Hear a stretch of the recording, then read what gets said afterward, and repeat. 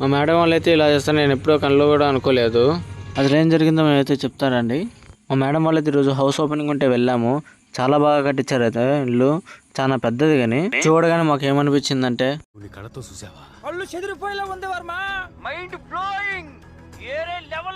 పూజలు కూర్చున్నది చెప్పి మా మేడం వాళ్ళ కూతురు ఒక రియాక్షన్ అంటే తెలుసా?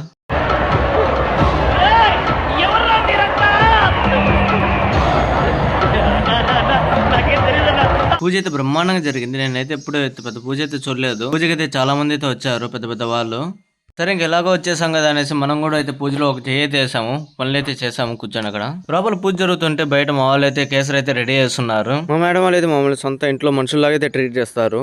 అయన్నొద్దు, పాయింట్ కి రా. అసలు మా మేడం వాళ్ళు ఏమన్నారంటే, గణేష్ మీరైతే ఖచ్చితంగా తినేసి వెళ్ళండి గణేష్ అని అన్నారు. సరే ఇంక మా మేడం అంత ప్రేమతో చెప్పినప్పుడు తినకుండా అయితే బాగుండదు కదా అనేసి నేనైతే కొద్దిసేపు అలా భోజనాల కాడ అయితే వడ్డిచ్చేసి నేను కూడా అయితే తినేసి బయలుదేరాను.